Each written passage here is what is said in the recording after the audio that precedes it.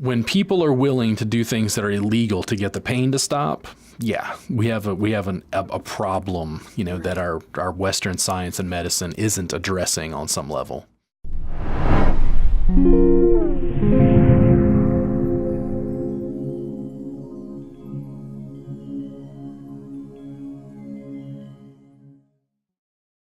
What would be the way to know which type of headache you're having?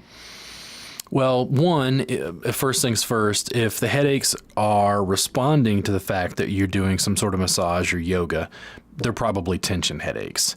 If you're having tension headaches that lead into migraines, but you find that your migraines now all of a sudden you're doing yoga and you're getting massage regularly and they're decreasing the severity, the frequency, or both, oh, wow, is my tension leading to that?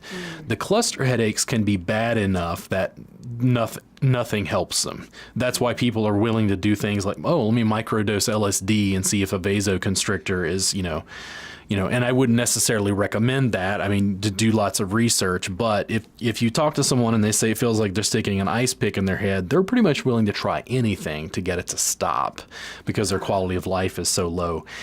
If you're not responding to massage or yoga, if you're trying the things that we mentioned and it's not working, that's where I think you need to see a doctor and you need to be able to figure out what's going on to be able to help those.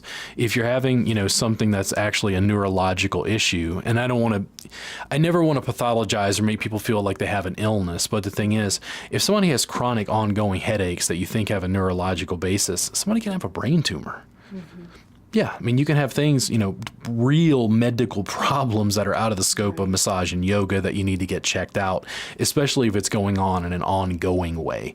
Long term, I'm just trying to help people with suffering within the scope and practice of what I can actually deal with, which is soft tissue manipulation. But if people are having things like cluster headaches, that's where they need to see a doctor, and they need to find a doctor who specializes in that to be able to give them, help that is more specific to that condition, because I just don't know what other treatments are available because that's not my area of expertise. Right. And I think that by and large, probably most people are experiencing those tension headaches. Yeah.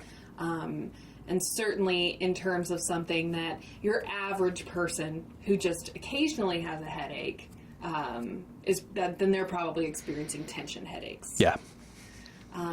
What if, I've heard a couple of different numbers thrown out over the years of what would be considered normal, healthy amount of headaches? 1 to 2 headaches a year versus is it considered? I don't know. My first thought is when I think about people having certain problems. Here in Austin, it's funny because when a cedar fever season is here, I can literally go to a pharmacy and all of their sinus medication is wiped out. Mm-hmm. They've literally almost cleared the shelves because so many people are having, sinus problems. Mm-hmm. When I think about how big the headache aisle is, when it's like naproxen and ibuprofen and Tylenol and these medication after medication after medication, somebody's having problems. Yeah. Now, the root of those problems, I can't really say. I know that people, just because, and I'm biased, I'm like a police officer, right? Police officers are generally suspecting somebody's doing something wrong, because they live in that world all the time. Mm-hmm. I live in a world dealing with massage and yoga where people have tension all the time. And I'm like, oh, well, everybody's problem is tension, right? That's what I tend to see. But I don't really know that I have a number to say what's normal. It's I don't remember the last time I had a headache that was not involved with sinuses, meaning allergy-related stuff. Mm-hmm. But I live in Austin. It's very common here. I don't remember the last time I had a tension headache. But I'm always working on myself. I'm always doing yoga. I'm always stretching, breathing, getting massage. Mm-hmm.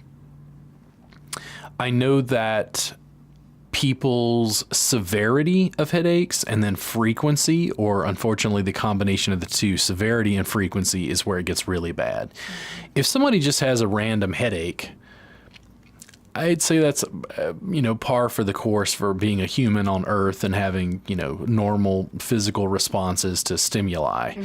If people are having them all the time, that's where I think there's more intervention that needs to be involved, which is possibly seeing a doctor to find out, hey, what's going on? Let's rule out, are we having cluster headaches? Like, are we having an actual issue that's not just muscle tension? Once we've determined that, then we can continue to work on it. As far as like, I don't know, it's like everybody's normal is a little bit different. Right. Yeah. And that's what I'm kind of trying to glean, because I, heard one physical therapist say like, oh, if you have more than 1 or 2 headaches a year, that's too many. And I thought, whoa, man, 1 or 2 a year? Like, I think most people probably have more than 1 or 2 a year. So then I was just, I've just been thinking about it a lot, so and I understand the word normal is a really kind of subjective, funny term anyways, but, for the people listening, if they're getting, a headache once a month, is that like reasonably maybe okay? If it's like, 2 to 4 times a month, now we're in the danger zone. Mm-hmm. If you're getting one every single week, then you're like really in the danger zone. To me, I measured in frequency and severity, or both. Mm-hmm. Yeah. Once, let's say you have a headache once a year and it feels like somebody's sticking an ice pick in your head. You might want to see a doctor, even though it's once a year. The severity is so strong. The severity is like, I want to go to the hospital bad, Mm-hmm. But if it's very low severity and it's very low frequency, well, then it's not that much of an issue. Right. When people tell me they have, they're pretty sure they have migraines, they're taking migraines medications, they're actually seeing a doctor, but they're having those migraines 3 times a week and they're spiking to an 8. Their quality of life is diminished. They're having a headache every other day. Yeah. Yeah. To me, it's like, okay, you need to go back to the doctor, talk to the doctor, and see if there are any options, that you have, if in fact it's neurologically based and you're having clinical migraines. Mm-hmm. Just because we're trying to get people to relief, your quality of life just diminishes horribly. Right. Yeah. You have to shop, take care of kids, have a job with the ice pick in your head. Mm-hmm. That is a really bad situation. And that's why when we talked about like cluster headaches, and I noticed that people were talking about microdosing, which completely blew my mind. I just didn't. Yeah. And it's like, when people are willing to do things that are illegal to get the pain to stop, yeah, we have a problem, that our Western science and medicine isn't addressing on some level. Definitely. I think that it's just, important for people to recognize that there can be external factors contributing to your headaches, and just growing our awareness a little bit can go a long way. So you kind of mentioned stressful situations, or maybe you start noticing that you always get a headache when you're doing a certain thing or eating a certain food. So much of our kind of what's going on internally, it feels like a mystery. We can't just shine a light inside of our body and figure out what's going on. And I think that alone is such a source of frustration, because, man, it'd be great if we could just say like, hey, what's going on with you, body? I can't tell you how many times I've asked, why is this happening? Why are you doing this to me? It feels like something that we're out of control of. But it sounds like, as our, from this discussion, actually what we want to tell people is that you do have a great amount of control in this. And there, more extreme cases aside, there's actually a lot that you can do to improve the situation, and hopefully notice those different factors or those different triggers that you can start to avoid, and then hopefully prevent headaches in the future. I would have to say, and I don't have numbers on this, I would say 50% or more of the headaches most people are having, and I'm just making up a number here, nobody attack me for this, 50% of what I see in the American marketplace is just tension headaches. Mm-hmm. If you help with that 50% and reduce the frequency, severity, or both using things like massage and yoga, you've done a great degree to decreasing pain overall. Then doctors can go back and focus on, hey, we've got migraines and cluster headaches. What is actually going on here scientifically? Yeah, then we can deal with that as the research allows us to.